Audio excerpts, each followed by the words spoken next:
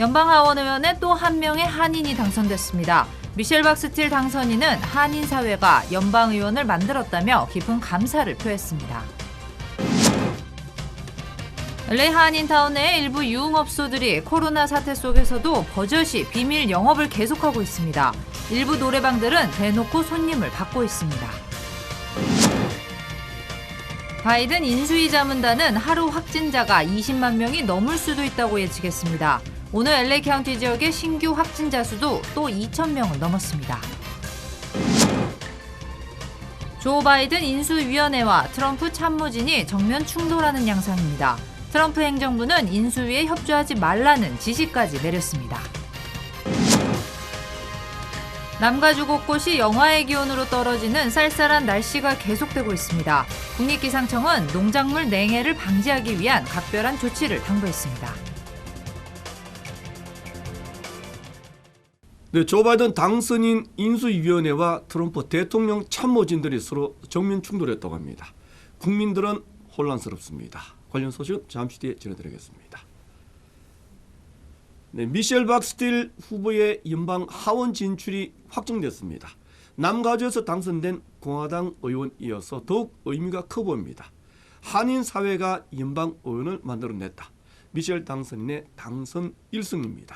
먼저 전용 기자가 보도하겠습니다. 마침내 연방하원 48지구 선거에서 승리를 거둔 미셸 박스틸 OC 슈퍼바이저 위원장. 지난 일주일 동안 치열한 추가 개표 과정 끝에 51% 득표로 당선을 확정지었습니다. 미셸 당선인의 첫 일성은 무엇보다 한인 사회에 대한 감사였습니다. 이제 완전히 이긴 게 결정이 났어요. 그래서 모두에게 너무너무 감사하다고 말씀드리고 또 저를 도와주신 코리안 아메리칸 커뮤니티 너무너무 감사하고요. 저희가 같이 일하는 그 팀 자체가 너무너무 열심히 했었고.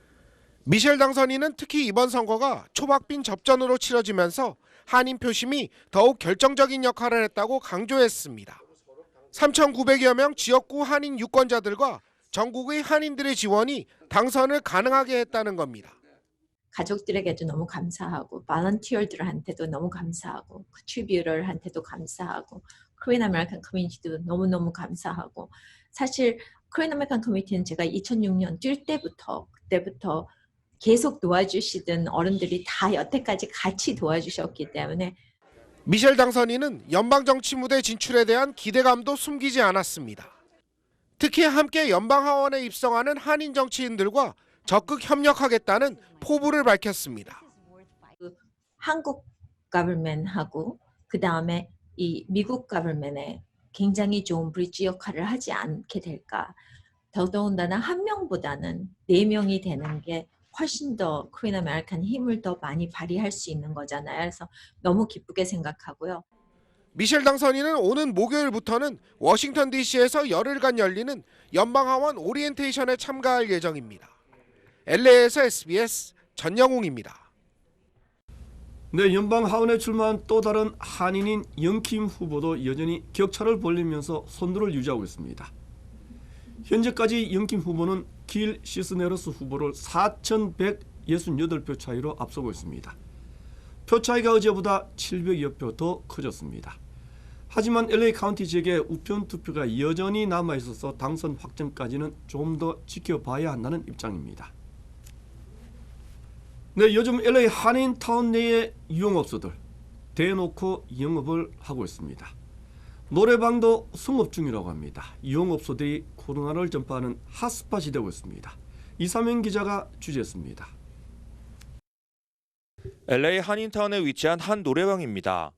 무전기를 들고 있는 남성이 노래방 출입구 문을 열어주자 손님들이 몰려 들어갑니다. 코로나 사태 속에 불법 영업을 강행하고 있는 노래방입니다. 단골 손님이 업소 직원에게 전화를 하면 출입문을 열어주는 형식입니다. 노래방은 안 한다고 저희는 알고 있는데요. 거기 일하시는 분들 중에 누구를 아는 분이 있으면 그분들한테 따로 연락을 하면 그분들이 열어주시더라고요. LA 한인타운에 위치한 노래방은 40여 곳. 현재 불법 영업을 강행하고 있는 노래방은 30여 곳으로 추산되고 있습니다. 지금 현재 룸사롱이나 노래방들 전부 다 사실 다 오픈을 했고요. 실질적으로. 이제 손님들이 안으로 들어가면 이제 안에서 무전기를 가지고 손님들을 받고 다시 문 닫고. 더구나 노래방에서는 도우미 장사까지 강행하고 있어 코로나 감염에 대한 우려가 커지고 있습니다. 노래방을 찾는 손님들은 20대부터 50대로 다양한 연령층입니다. 테니까 손님들 전화를 주면 그 담당 웨이터가 손님들 맞이해서 안으로 들어가서 도우미 장사도 하고. 노래방은 초저녁부터 아침까지 불법 영업을 강행하고 있는 것으로 알려졌습니다. LA 한인타운 주점들도 마찬가지입니다. 불법 영업을 하는 주점들은 문을 닫은 것 같이 가장하고 손님을 받고 있습니다. 코로나 2차 확산 속에 불법 영업을 강행하는 업소들이 코로나 핫스팟으로 부상하고 있습니다. LA에서 SBS 이삼현입니다. 네, 코로나 재확산에 연말 물류에도 비상이 걸렸습니다. LA 항만의 하역 작업이 평소보다 몇 배나 더 많이 소요되고 있습니다. 연말 연휴 대목을 기대하는 업소들은 큰 걱정입니다. 이재린 기자가 보도하겠습니다. 추수감사절로 시작되는 연말 대목을 앞두고 있는 한인업소들은 비상입니다. 수입 물품들의 배송 작업이 심각하게 지연되고 있기 때문입니다. 한국과 동남아 지역에서 수입되는 물품들의 하역 작업 적체 현상은 사상 최악의 수준입니다. 항만들이 한 달 전부터 전례 없는 토요일 근무까지 하며 적체 현상 해소를 위해 힘쓰고 있지만 그마저도 큰 해결책이 되진 못하고 있습니다.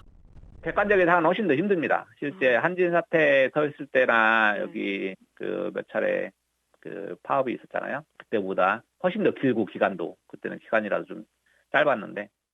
코로나가 문제의 시작이었습니다. 전 세계가 셧다운되면서 5월까지 급감했던 물동량이 6월 이후 급격하게 증가하면서 선봉량이 부족해지게 된 겁니다. 게다가 항만 직원들의 인력도 크게 감축됐습니다. 자연히 선임 비용도 3배 이상 폭등했고 이는 고스란히 소비자 물가에도 영향을 미칠 수밖에 없습니다. 3배 정도 올랐고 그리고 이쪽에서 이제 도착지에서 발생되는 추가 비용들이 또 많거든요. 이렇다 보니까 소비자한테 물건이 이제 좀 딜레이되는 사례들이 예정보다 이런 사례들이 조금씩 있을 것 같고 그래서 뭐 가격 인상으로 조금 이어질 수도 있고요. 대부분 한국이나 중국에서 물건을 수입해오는 한인업소들은 2-3주씩 일찍 물건을 주문하고 있지만 그마저도 제때 받기 힘든 상황입니다. 연말에는 더 이렇게 들어오는 게 많기 때문에 조금 더 시간도 많이 걸렸었는데 올해 같은 경우는 이제 코로나로 인해서 뭐 이중고를 더 겪고 있다 생각하시면 이건 마켓 하시는 분이나 이런 분들은 걱정이 이만저만이 아닐 것 같아요. 물류업계는 올해 연말까지 적체 현상 심화는 계속될 것으로 전망하고 있어 물류 대란을 막기 위한 대책 마련이 시급해 보입니다. LA에서 SBS 이재린입니다. 네, 한국에서는 해운 대란 사태까지 확산되고 있습니다. 물품을 운반할 배를 구하지 못해 수출까지 차질을 빚기 시작했습니다. 이어서 김혜민 기자가 취재했습니다. 국적선사 HMM의 미주 운항 선박 스케줄표입니다. 2주 동안 예약할 수 있는 선박은 단 한 척뿐, 나머지는 모두 찼습니다.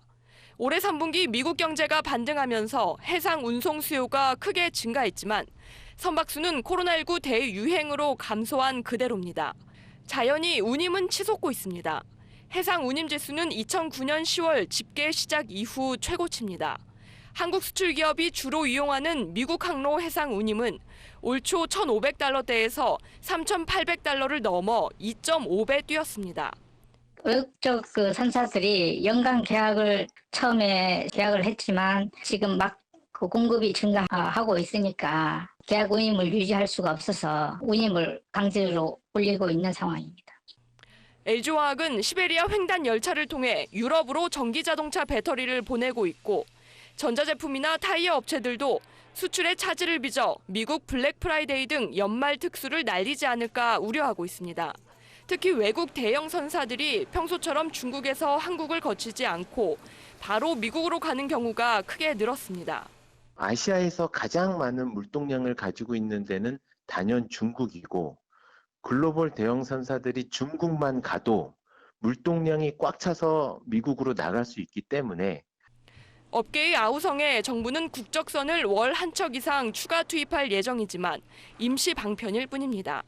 2017년 2월에 한진해운 파산 이후에 국내 수출 기업의 수요를 다 충족하지 못한 문제가 있습니다. 상황이 심각해지자 해양수산부 장관은 내일 15개 컨테이너 선사 대표들과 긴급 대책 회의를 갖습니다. SBS 김혜민입니다. 네, 미 전국의 하루 코로나 확진자 수 연일 10만 명을 넘어서고 있습니다. 바이든 당선인의 코로나 TF팀은 조만간에 20만 명을 넘을 것으로 예상했습니다. 보도에 김민우 기자입니다. LA 카운티 지역 내 코로나 확진자 수가 또다시 2,000명을 넘었습니다. 어제 하루 1,400여 명으로 잠시 주춤했지만 오늘 2,300명이 넘는 확진자가 나오면서 꾸준한 상승세가 이어지고 있습니다. 오늘 하루 추가된 1일 신규 확진자 수는 모두 2,318명. 사망자는 25명이 추가되면서 카운티 내 누적 사망자 수는 7,200명을 돌파했습니다. 입원 환자 수까지 꾸준한 증가 추세를 나타내고 있습니다. 오늘 발표된 입원 환자 수는 888명으로 한 달 전 입원 환자 수가 700명을 못 미쳤던 것에 비해 크게 증가한 수치입니다. LA 카운티 보건국은 여전히 일부 업소들이 거리 두기와 마스크 착용 등 보건국의 방역 지침을 무시한 채 영업을 하고 있다고 지적했습니다. 지난 8월부터 11월 1일까지 음식점과 헬스장, 그리고 호텔과 교회 등에 대한 안전지침 단속을 펼쳐 260곳을 적발했다고 밝혔습니다. 바바라 페러 LA 카운티 보건국장은 지금부터 확산세를 줄이지 않으면 최악의 연휴를 맞이할 수 있다고 경고했습니다. 조 바이든 대통령 당선인의 코로나 감염증 자문단 관계자는 조만간 미국 내 하루 신규 확진자가 20만 명을 넘을 수 있다고 지적했습니다. 현재 미국 내 일주일 평균 1일 확진자 수는 11만 9,200여 명으로 지난 9월 중순에 비해 3배 이상 높은 수치입니다. 바이든 당선인은 백신 개발 진전 소식에도 바이러스 종식에는 시간이 걸린다며 방역수칙 준수를 거듭 강조했습니다. LA에서 SBS 김민우입니다. 네, 백신 예방 비율이 90%나 된다고 발표했던 화이자의 코로나 백신. 하지만 아직은 해결해야 할 숙제도 남아있습니다. 백신 효과를 최종 검증해야 하는 점, 그리고 영하 수십 도의 초저온 상태를 유지하는 보관 방법도 문제점으로 지적됐습니다. 보도에 남지원 기자입니다. 화이자의 코로나19 백신 유효성 90%는 어떻게 계산됐을까?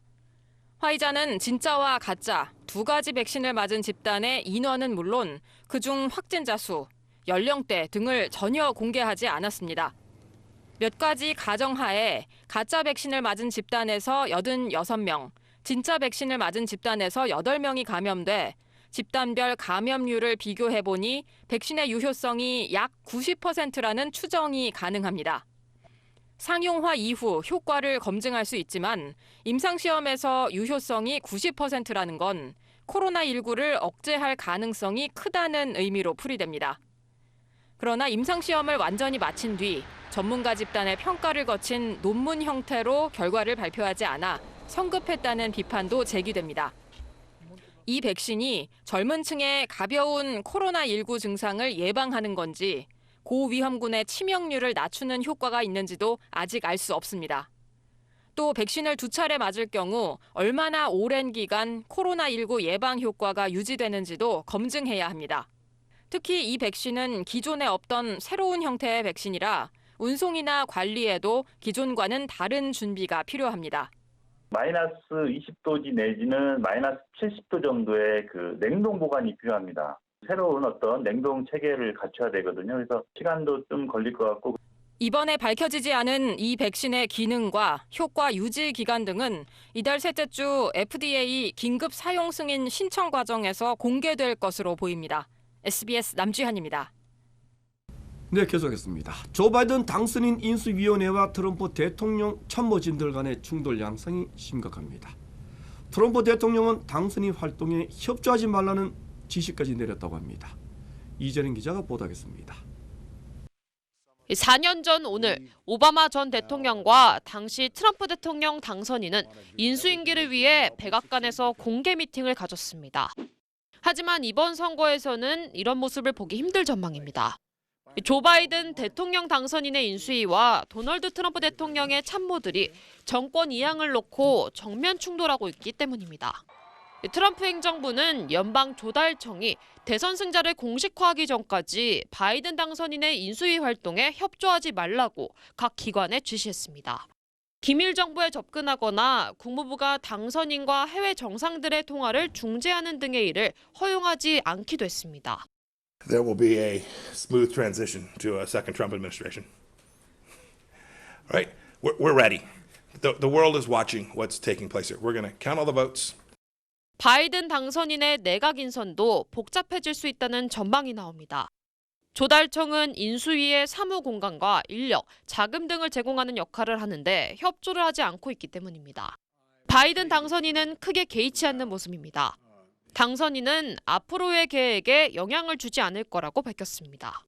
I'm confident that the fact that they're not willing to acknowledge we won at this point is not of much consequence in our planning and what we're able to do between now and January 20th. 바이든 당선인은 추수감사절 전에 2명의 장관을 지목할 거라고 밝히기도 했습니다. SBS 이재린입니다. 트럼프 대통령 측근들의 대선 불복은 더 심각합니다. 법무장관은 불법 선거를 조사하라고 전격 지시했습니다. 또 폼페이오 국무장관은 제2기 정부를 준비하고 있다는 말까지 했습니다. 김윤수 특파원이 계속해서 보도하겠습니다. 폼페이오 미 국무장관은 기자회견 자리에서 바이든 정부로의 인수작업에 대한 질문이 나오자 엉뚱한 대답을 내놨습니다. There will be a smooth transition to a second Trump administration. We must make sure that any vote that wasn't lawful ought not be counted. That dilutes your vote if it's done improperly. Got to get that right. 2000년 대선 당시에도 한 달 넘게 당선자가 확정되지 않았지만 인수작업이 문제없이 진행됐다며 선거 관련 소송이 끝날 때까지 기다려야 한다고 덧붙였습니다. 트럼프 진영의 대선 불복은 점점 기세를 더해가는 분위기입니다. 충성파인 바 법무장관은 전국 연방검사들에게 선거 부정 주장에 대한 조사 지침을 내렸고 침묵하던 맥코널 공화당 상원 원내대표도 트럼프 대통령이 부정행위 의혹을 살펴봐야 한다며 힘을 실어줬습니다. 바이든 당선인은 트럼프 대통령 측의 선거 불복에는 개의치 않는다며 정권 인수에 속도를 내고 있습니다.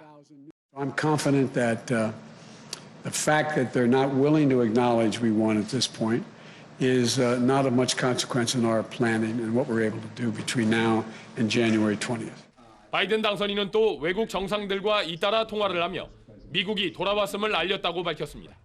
워싱턴에서 SBS 김유수입니다. 네, 다음은 뉴욕 증시 소식 전하겠습니다. 오늘도 대형 기술주들의 하락은 이어졌습니다. 단순한 하락이 아니라 추세적인 하락이 시작됐다는 우울한 분석까지 나왔습니다. 이사민 기자입니다.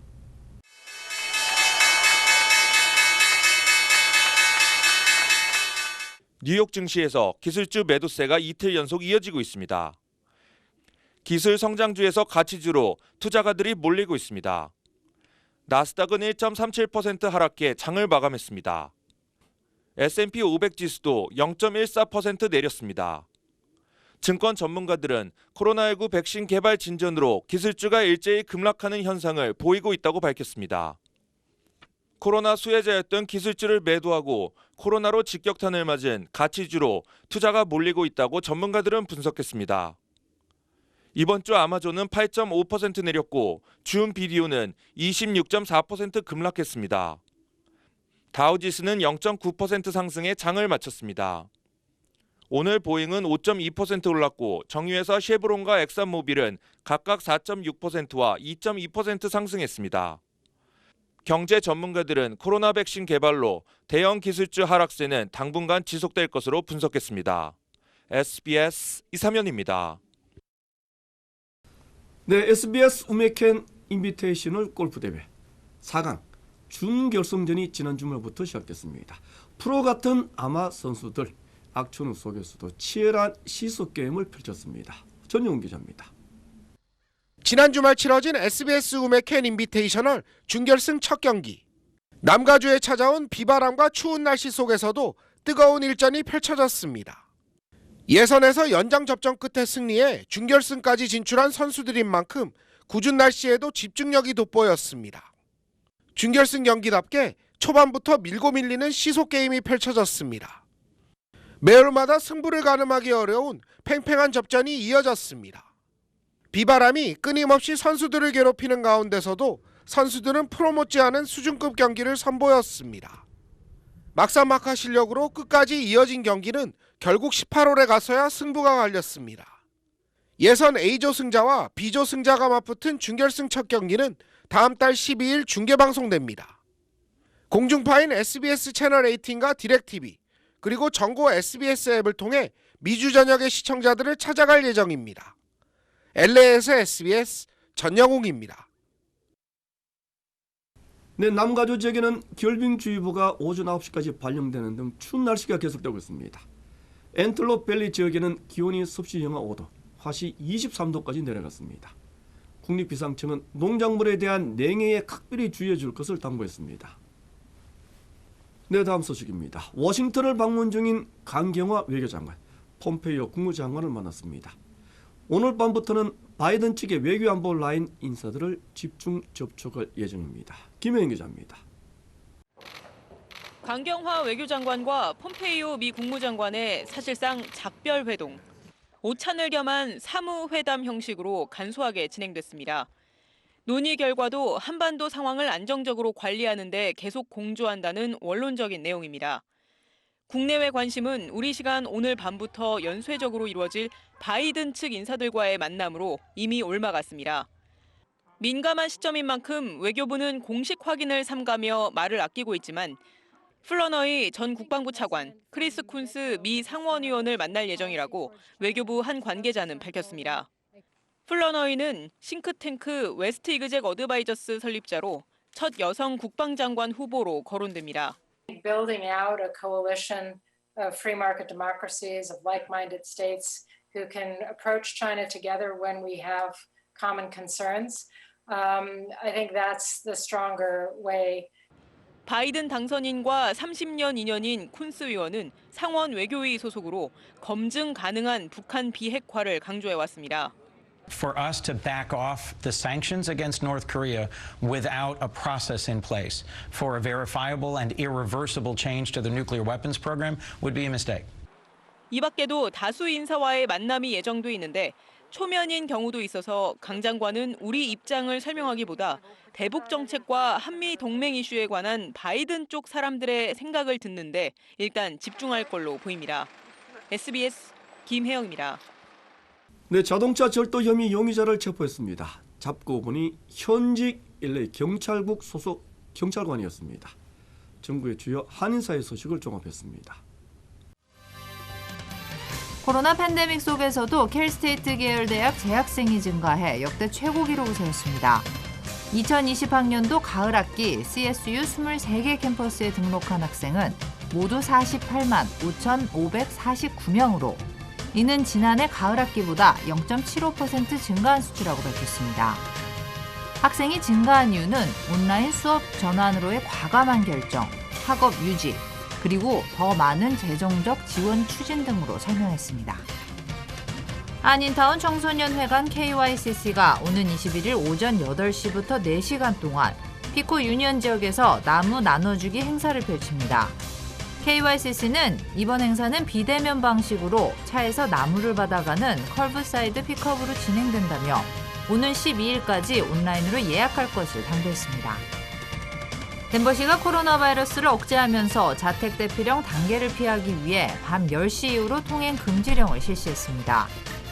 덴버시장은 주민들과 비필수 업종 종사자들을 대상으로 밤 10시 이후 통행 금지령을 다음 달 7일까지 실시하지만 경찰관들이 단속하는 것이 아니라 보건국 관리들이 통금이나 방역 지침 위반자들을 단속해 최대 $999나 최고 300일까지 실형을 선고한다고 밝혔습니다.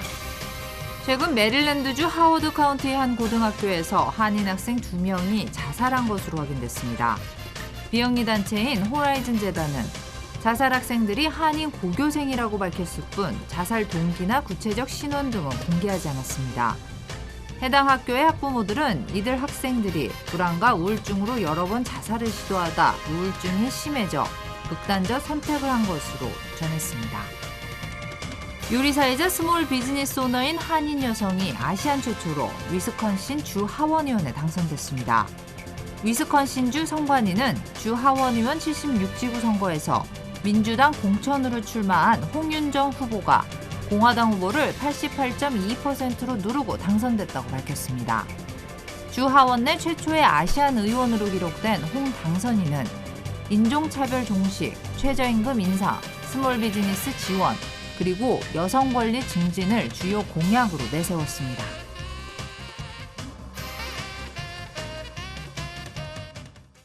네, 박지원 국가정보원장이 일본 스가 총리를 면담했습니다.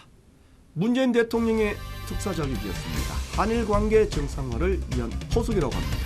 잠시 뒤에 자세히 보도해드리겠습니다.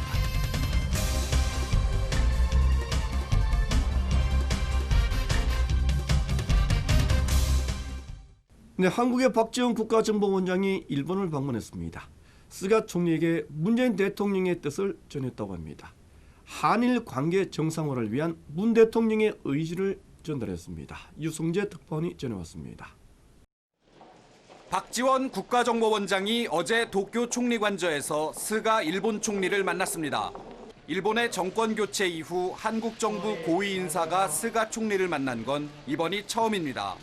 박 원장은 한일 관계 정상화에 대한 문재인 대통령의 의지를 스가 총리에게 전달했다고 말했습니다.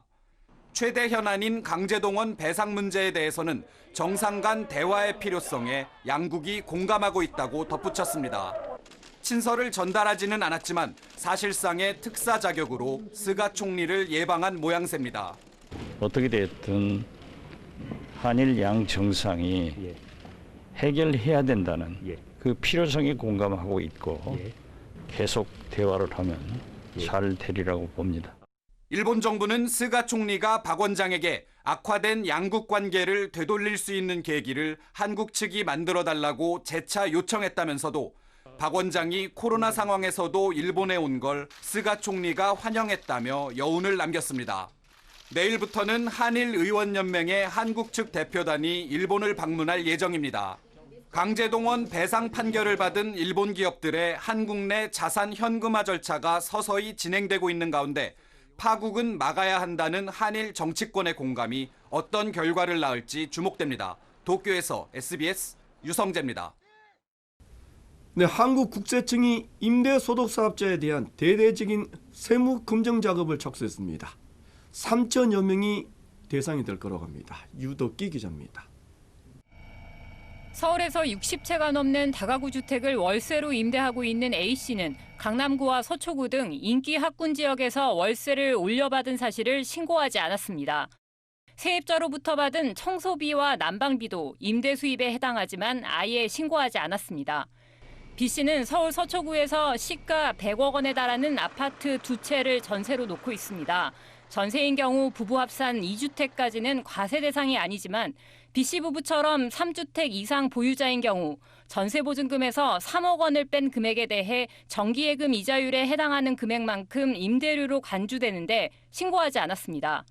국세청은 3주택 이상 또는 기준시가 9억 원 넘는 주택을 임대한 사람들의 신고 내용을 모두 분석했습니다. 이 가운데 3천 명이 임대소득을 탈루한 정황이 있다고 보고 검증에 착수했습니다.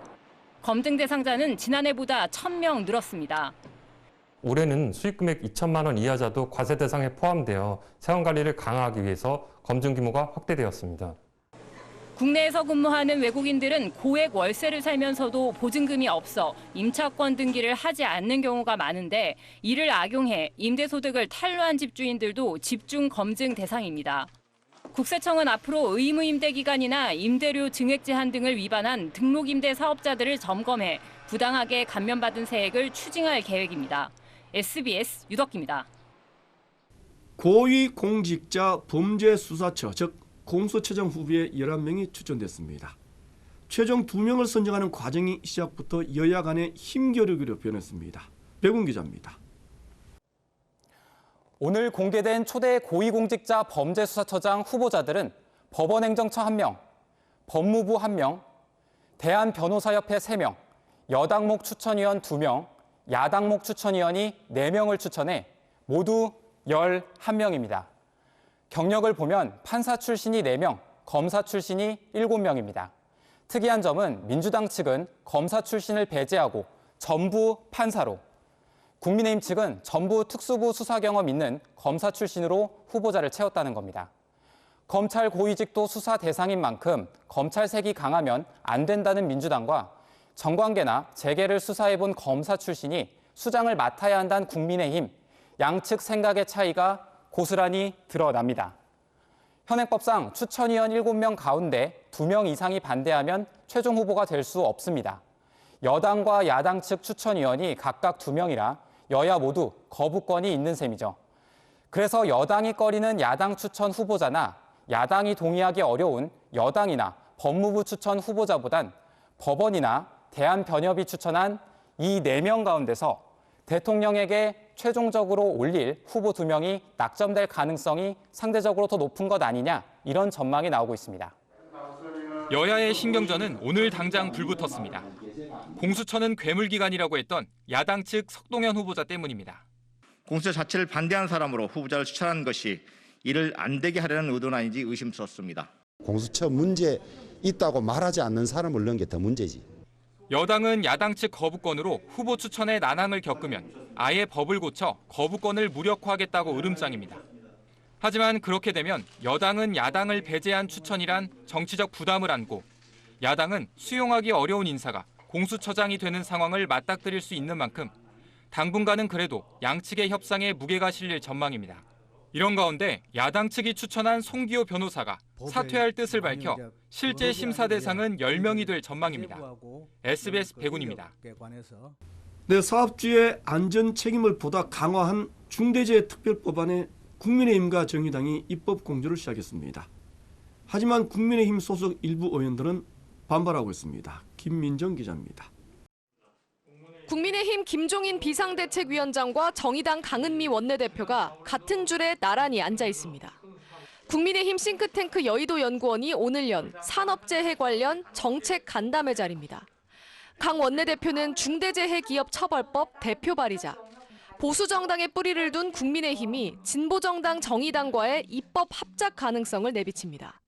산업안전 문제는 무슨 정파 간의 대립될 문제가 아니라 모든 정파가 다 힘을 합해서 제도적 마련에 모두가 다 함께 노력을 경주해야 할 거라고 이렇게 생각합니다. 오늘 논의에서 끝나지 않고 노동자들이 죽지 않고 안전하게 일할 수 있도록 중대재해기업처벌법이 통과되는 계기가 되기를 바랍니다. 중대재해기업처벌법은 위험방지 의무를 위반해 사망사고가 일어나면 사업주를 형사처벌하고 중대과실일 경우 3배 이상 10배 이하의 징벌적 손해배상을 하도록 하는 내용을 담고 있습니다. 민주당 이낙연 대표도 산업안전은 당파의 문제가 아니라며 환영한다고 말했습니다. 관건은 국민의힘 의원들이 얼마나 동의하느냐입니다. 입법 필요성을 강조하면서도 국민의힘 주호영 원내대표는 사업주에 대한 형사처벌 수위와 관련해선 상임위 논의가 더 필요할 것 같다는 말을 남겼습니다. 그동안 국민의힘은 사업주에 대한 과잉 처벌을 이유로 중대재해기업처벌법에 대해 유보적 입장을 취해왔습니다. 공정경제 3법에 이어 김종인 위원장이 또 한 번 당에 던진 진보적 의제에 내부 논란이 재현될 가능성도 있습니다. SBS 김민정입니다. 현재의 순간순간들을 역사는 어떻게 기록하겠습니까? 트럼프 대통령의 참모진과 바이든 인수위원회가 정면으로 충돌하고 있다고 합니다. 인수위원회에 절대 협조하지 말라는 명령까지 하달됐다고 합니다. 플로리다주에서 좋아하는 골프나 마음껏 쳐라. 첫째 부인은 이렇게 조롱까지 했습니다. 온전한 대통령의 칭호를 받을 수가 있을까? 갈등과 편가르기만 남긴 대통령. 물러나는 순간까지 회방꾼 대통령은 되지 말아야 할 겁니다. 하지만 역사는 정확히 기억하고 또 기록할 겁니다. 이번 주 마치겠습니다. 고맙습니다.